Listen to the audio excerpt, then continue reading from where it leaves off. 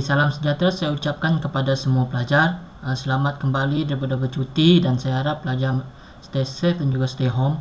Untuk kelas kita pada hari ini kita akan sambung iaitu 3.1.4 iaitu mengesan dan membaiki ralat pada segmen kod dalam penyelesaian masalah. Untuk standard pembelajaran kita pada hari ini adalah di akhir sesi pengajaran dan pembelajaran ini pelajar dapat mengesan dan membaiki ralat pada segmen kod dalam penyelesaian masalah dengan baik.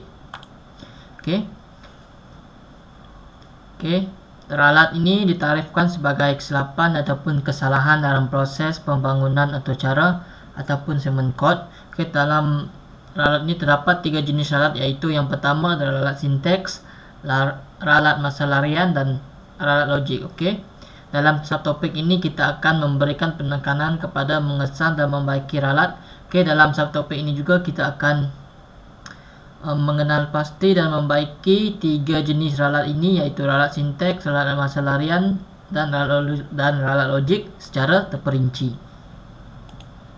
Ralat sinteks. Ralat sinteks ini berlaku disebabkan oleh kesilapan dalam penggunaan bahasa pengaturcaraan.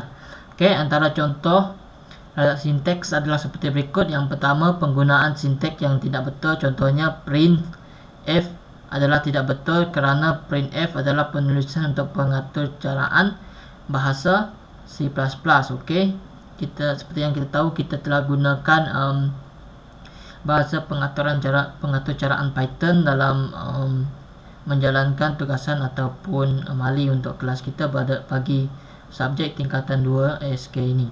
Seterusnya adalah perkataan sinteks dieja dengan tidak betul, dan contoh yang ketiga ataupun masalah yang ketiga adalah tertinggal atau salah satu simbol seperti tanda titik bertindih, tanda petikan dan tanda kurungan. Yang seperti yang kita tahu, simbol-simbol ini sangat penting dalam pembangunan atau cara. Jika terdapat satu ataupun dua kesilapan dan secara otomatik atau cara yang kita bangunkan tadi tidak dapat berfungsi. Yang keempat adalah cara penggunaan sinteks yang tidak betul, seperti meletakkan sinteks di tempat yang salah. Dan yang terakhir adalah penggunaan indent yang salah. Ini merupakan contoh ataupun pengesanan dan membaiki ralat pada segmen kod yang dihasilkan untuk penyelesaian masalah. Pada ini pelajar boleh rujuk pada muka surat 102, yaitu contoh 3.1.8. Penyataan salah. Penyataan masalah. Rosli dikehendaki menghasilkan satu segmen kod yang dapat mengira purata ketinggian bagi setiap ahli kumpulan dalam unit meter. Setiap kumpulan terdiri daripada 5 orang murid. Setiap murid perlu memasukkan ukuran ketinggian masing-masing. Kemudian purata ketinggian ahli-ahli kumpulan dikira. Segmen kod akan memaparkan ketinggian setiap ahli beserta dengan purata ketinggian yang dibundarkan kepada dua tempat perpuluhan. Itu merupakan contoh situasi ataupun penyataan masalah. Dan seterusnya adalah untuk output yang diingini. Berdasarkan penyataan masalah tersebut, output yang diingini perlulah memaparkan ukuran ketinggian daripada setiap ahli kumpulan dan pengiraan purata ketinggian. Contoh outputnya ini adalah ukuran ketinggian dimasukkan. Contohnya ahli yang pertama 14.8 meter, ahli yang kedua adalah 15.6 meter, ahli yang ketiga adalah 16.3 meter, ahli yang keempat adalah 15.9 meter, dan ahli yang kelima adalah 16.8 meter. Purata ketinggian ini adalah jumlah keseluruhan kelima-lima orang ahli kumpulan dan dibahagi dengan bilangan mereka, yaitu 5, dan hasilnya adalah purata ketinggian adalah 15.88 meter. Kita akan terus. Ini merupakan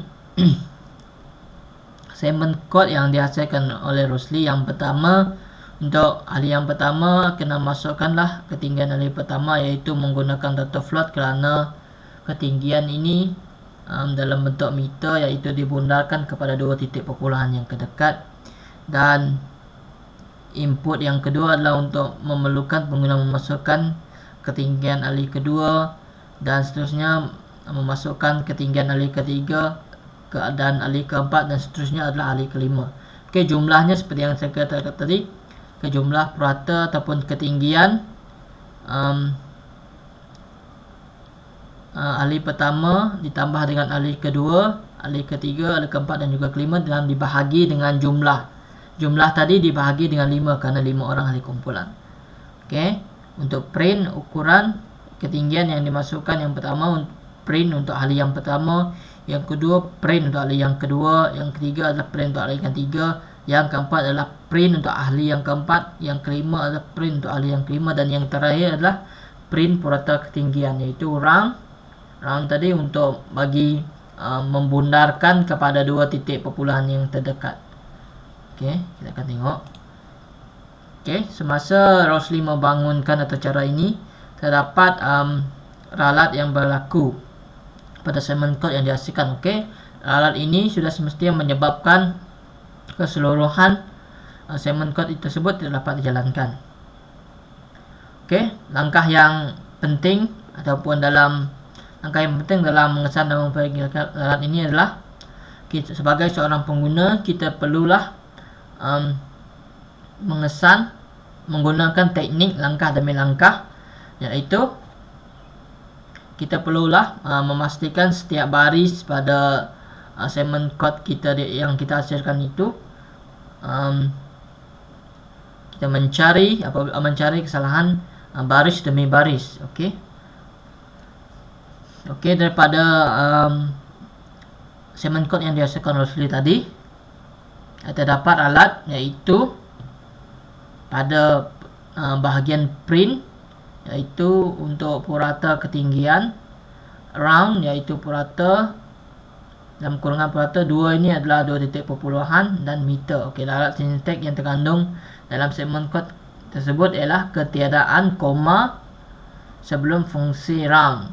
Berikut adalah kod baris yang telah diperbaiki. Okey, pada bahagian purata ketinggian ini terdapat kesalahan, iaitu tertinggal tanda koma pada sebelum fungsi round.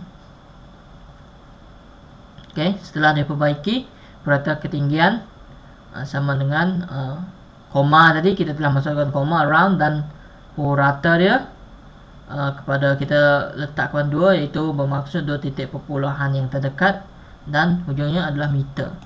Okey, ini adalah segmen kod yang telah diperbaiki, iaitu pada bahagian purata ketinggian tadi, iaitu memasukkan koma sebelum round. Okey, dan output yang telah dihasilkan adalah oleh kerana tiada error dan masalah telah diperbaiki, dan kod ini dapat dijalankan oleh perisian ataupun Python ni.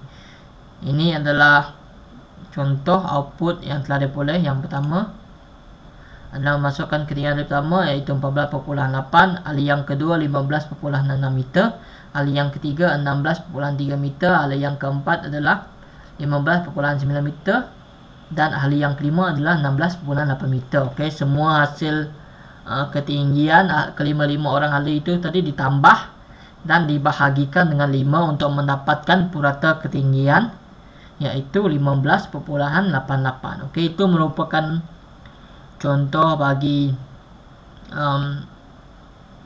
untuk mengesan dan membaiki ralat sinteks pada segmen kod yang dihasilkan dalam penyelesaian masalah.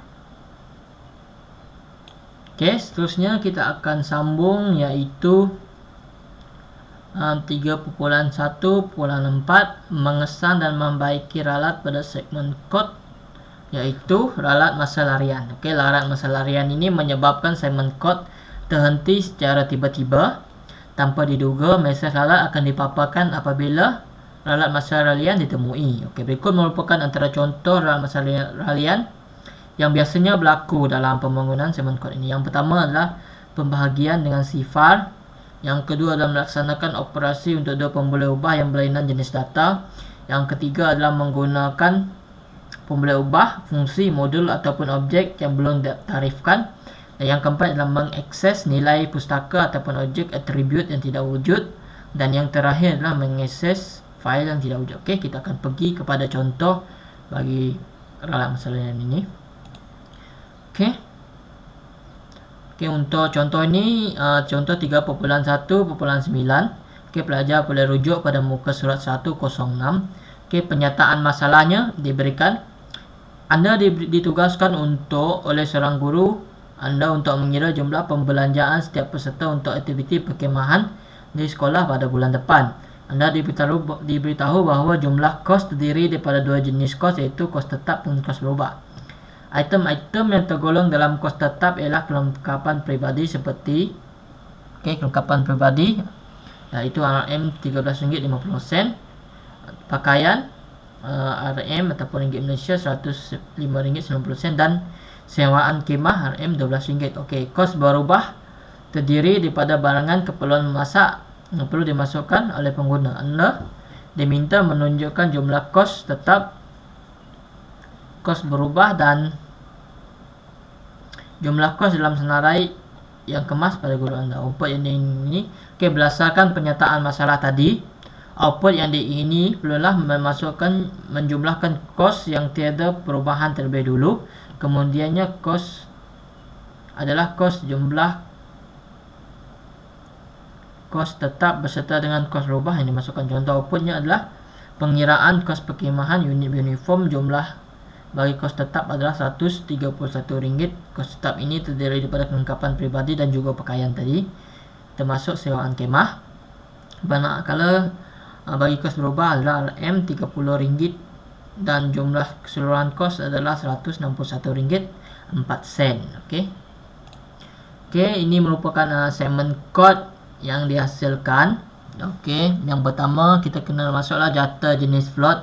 Data float iaitu bagi peribadi, itu RM13.50. Yang kedua adalah data bagi pakaian, iaitu RM105.90, dan yang terakhir adalah data bagi kemah, iaitu RM12. Okey, kos tetap bersamaan dengan kos peribadi tadi, pakaian dan juga kemah, itu merupakan kos tetap. Manakala kos tidak tetap, iaitu kos masak, iaitu memerlukan pengguna untuk memasukkan kos untuk barangan memasak. Okey, dan jumlah kos tadi kita akan tambahkan kos tetap dan juga kos masak untuk mendapatkan jumlah kos keseluruhan. Okey, untuk yang pertama kita masukkanlah pengiraan kos perkhemahan unit uniform, iaitu yang kedua. Untuk yang kedua menghendaki pengguna untuk memasukkan jumlah bagi kos tetap, iaitu kos tetap tadi ini tadi kos tetap ini kita tambahkan ke semua jumlah tadi. Dan yang seterusnya adalah kos berubah, iaitu kos masak. Kos masak ini memerlukan pengguna untuk memasukkan kos barangan memasak yang telah mereka gunakan semasa perkhemahan ini.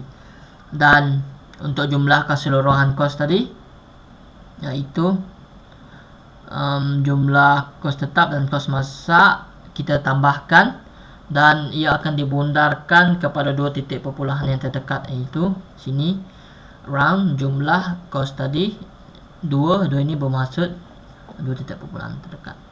Okey, seterusnya adalah kita runkan atau cara tadi. Okey, kita dapat lihat di sini terdapat error pada atau cara yang dibangunkan. Okey, pelaksanaan command code terhenti secara tiba-tiba dan baris kod tidak dapat dibaca tersarai dalam paparan mesej soalan. Okey, terdapat kesilapan lah di sini. Rujuk kode float peribadi 325, error peribadi is invalid keyword argument for this function. Okey, terdapat kesilapan lah di sini. Dan berdasarkan ralat yang berlaku tadi, kita perlulah mengesan dan membaiki ralat. Okey, ralat yang ditunjukkan adalah pada baris yang pertama, iaitu float peribadi bersamaan dengan RM13.50. Okey, peribadi is an invalid keyword argument for this function. Okey, mesej yang dimaksud adalah pengisytiharan boleh ubah dan menggunakan jatuh block adalah tidak betul.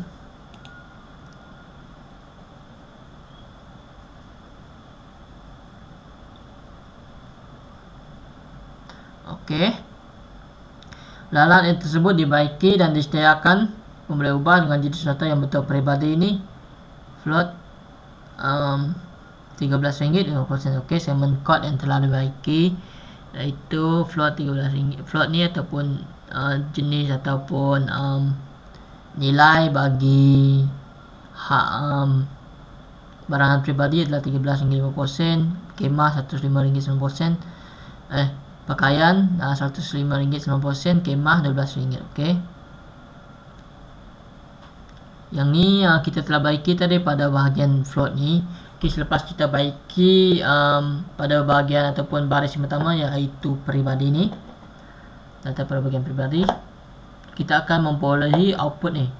Okey, output yang pertama adalah masukkan kos bagi barangan memasak, iaitu barangan memasak tadi pengguna perlu masukkan iaitu RM30, dan kemudiannya jumlah kos tetap tadi kita tambahkan jumlah kos bagi kos pribadi, pakaian dan juga kemah, itu kita dapat RM131.44, dan jumlah bagi kos berubah ni adalah untuk barangan memasak tadi yang telah ditetapkan itu RM30, dan jumlah kos keseluruhan adalah RM131.04 ditambah dengan RM30, iaitu jumlah kos keseluruhan adalah RM161. Okey, ini adalah output yang terhasil selepas kita membaiki ralat pada kod yang kita hasilkan tadi. Ini merupakan contoh bagi ralat masa larian. Okey, yang seterusnya adalah ralat yang terakhir adalah ralat logik. Okey, ralat logik ini akan mengganggu pelaksanaan segmen kod yang dibangunkan lazimnya. Ralat logik ini disebabkan oleh kecuaian pengatur cara, dan berikut merupakan contoh kesilapan ralat logik. Yang pertama adalah pemanggil pemboleh ubah yang salah. Yang kedua, penggunaan nombor bulat ataupun nombor puluhan yang tidak betul atau bukan di tempat yang sepatutnya. Yang ketiga adalah penggunaan operator pengendali yang salah. Yang keempat, kesilapan ungkapan boolean. Dan yang kelima dan yang terakhir adalah penggunaan ruang jarak yang salah. Okey, ini merupakan contoh bagi situasi penyataan masalah. Contoh 3.2.0 iaitu pelajar boleh rujuk pada muka surat 109. Okey, penyataan masalahnya, Aziz telah membeli 2 naskah buku cerita, senaskah majalah dan 2 naskah buku motivasi. Semasa pembayaran, Aziz memberikan RM200 kepada juruwang dan menerima RM66 sebagai baki bayaran buku yang telah dibeli. Setelah tiba di rumah, Ibu Aziz ingin mengetahui harga untuk setiap buku tersebut. Harga unit buku cerita dan majalah adalah masing-masing RM39 dan RM16. Okey, harga buku motivasi tidak diketahui. Aziz telah menulis satu segmen kod bagi mendapatkan harga senaskah buku motivasi. Diketahui bahawa kedua-dua buku motivasi tersebut adalah sama. Okey, untuk output yang diingini berdasarkan situasi di atas adalah Aziz belum mendapatkan harga bagi senaskah buku motivasi yang dibeli. Seterusnya adalah jumlah keseluruhan belian tersebut mestilah berbaki sama dengan nilai yang diberi, iaitu RM66. Okey, ini adalah contoh output yang keluar nanti pada segmen kod yang dihasilkan. Yang pertama, bayaran yang telah dibuat iaitu RM200, harga bagi buku cerita RM78, harga majalah RM16, harga buku motivasi RM20, baki wang Aziz adalah RM66. Okey, akan pergi kepada segmen kod. Okey, ini merupakan segmen kod yang dihasilkan iaitu buku cerita harganya RM39, majalah telah ditetapkan harganya RM69. Okey, jumlah dua darab buku cerita. Dua buku cerita ini didarab dengan buku cerita ini didarab dengan 2 kerana dia telah membeli 2 buku cerita, dan tambah dengan harga majalah, dan bayaran yang diberikan Aziz kepada jurujual tersebut adalah RM200, dan baki yang dipulangkan oleh jurujual tersebut adalah RM66. Okey, jumlah buku bayaran tolak dengan baki buku motivasi tadi. Okey, jumlah buku tolak dengan jumlah 1 dibahagi dengan 2, pengiraan sebuah buku motivasi. Okey, simakkan pengiraan jumlah 3, iaitu jumlah 1 tadi buku cerita dengan majalah tadi. itu ditambah dengan 2 buku motivasi. Okey, bakinya 200 tadi. Okey, ditolak dengan jumlah buku cerita tambah majalah tadi dengan jumlah dua buku motivasi tadi. Okey, seterusnya adalah print bayaran yang dibuat tadi 200. Buku cerita RM 2 ni darab dengan buku cerita kerana buku cerita 2 kali. Dia beli 2 buah buku cerita. Lepas tu majalah, harga majalah, buku motivasi, harga buku motivasi, dan baki wang anda iaitu baki wang iaitu RM66. Okey. Ini output yang dihasilkan ataupun output yang diperoleh. Okey, bayaran yang dibuat iaitu RM200. Harga bagi 2 buku cerita iaitu RM78. Dan harga bagi 1 majalah adalah RM16. Dan harga bagi buku motivasi adalah RM87 dan baki wang anda adalah RM68 iaitu false. Okey, terdapat kesilapan pengiraan pada bahagian ini, iaitu sepatutnya baki bagi wang Aziz tadi adalah RM66. Okey, pada bahagian itu kita telah mengenal pasti ralat, iaitu kita akan semak baris demi baris. Okey, dalam segmen kod yang dihasilkan sebelum ini, ralat dikenal pasti iaitu pada bahagian ini, buku motivasi ini bersamaan dengan jumlah buku slash ataupun dash tolak dengan jumlah 1 bahagi dengan 2, iaitu puncanya adalah disebabkan tiada tanda kurungan. Operasi bahagi telah dilakukan dahulu. Ini menyebabkan pengiraan menjadi tidak tepat. Okey, kita telah mengenal pasti ataupun mengenal alat. Seterusnya kita akan membaiki, iaitu pada bahagian tadi, pada bahagian buku motivasi ini, bahagian ni, baris ni, kita telah membaiki dengan memasukkan kurungan bagi jumlah buku dengan telak jumlah 1 dan bahagi dengan 2. Okey, setelah kita memperbaiki ralat ini, ini adalah contoh segmen kod ataupun output yang telah diperbaiki, yang mana di sini kita telah ubah tadi, dan okey, dan ini merupakan output yang diperoleh. Okey, bayaran yang dibuat RM200. Okey, buku cerita RM78, majalah RM16 dan harga bagi buku motivasi adalah RM20. Dan baki wang anda adalah RM66 dan operator boolean true keluar kerana baki wang yang diberikan oleh juruang kepada Aziz tadi adalah sama dengan baki wang yang dikira dalam segmen kod yang dihasilkan, iaitu RM66. Okey, seterusnya kita akan pergi kepada latihan pengukuhan. Okey,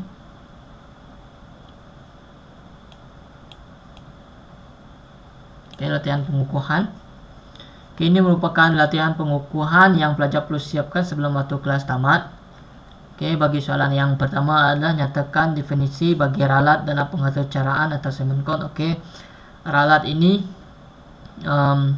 adalah kesilapan yang berlaku dalam semasa ataupun proses pembangunan aturcara. Dan yang kedua, soalan kedua, jelaskan 3 jenis ralat yang biasa dalam pembangunan aturcara ataupun segmen kod. Okey, 3 jenis ralat. Yang pertama, ralat sinteks, yang kedua ralat masalah harian, dan yang ketiga adalah logik. Okey,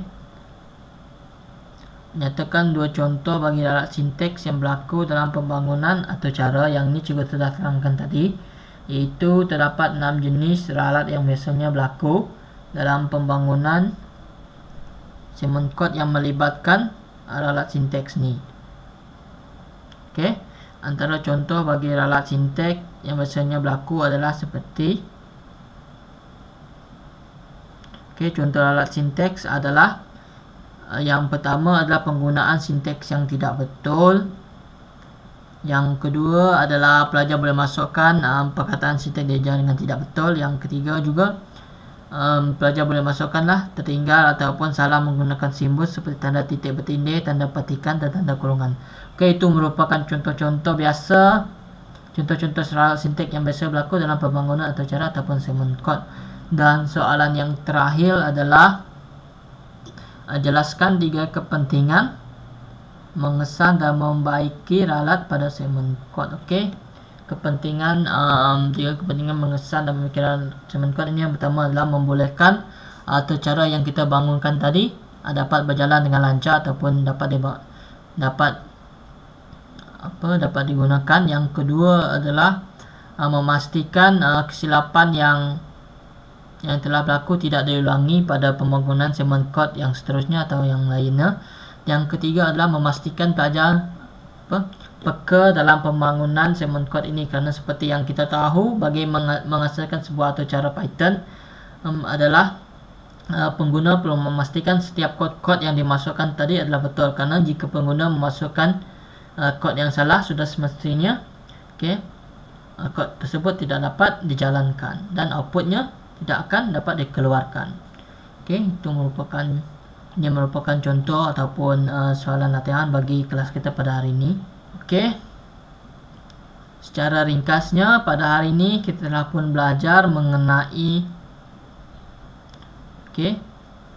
cara untuk mengesan dan membaiki ralat dalam segmen kod ataupun pada segmen kod dalam penyelesaian masalah. Kita telah pun belajar mengenai 3 jenis ralat, yaitu ralat sinteks, ralat masalah harian, dan ralat logik. Kita juga telah pun belajar cara-cara mengesan dan membaiki setiap ralat yang berlaku pada ketiga-tiga jenis ralat ini. Dan pada kelas hari ini juga kita telah pun belajar cara untuk sebagai seorang pembangun atau cara, kita kenalah memastikan apa itu segmen kod yang kita hasilkan adalah betul bagi mengelakkan masalah ralat ini berlaku. Kesannya adalah ralat ini menyebabkan atau cara yang kita bangunkan tadi tidak dapat dilaksanakan. Selepas ini kita akan sambung kelas kita pada aplikasi WhatsApp. Juga akan hantarkan soalan pengukuhan dan pelajar perlu siapkan sebelum satu kelas tamat. Dan saya ingin mengucapkanlah terima kasih kepada pelajar yang menonton video ini. Saya harap pelajar dalam keadaan sehat, stay safe, stay home. Akhir kata daripada saya, sekian, terima kasih.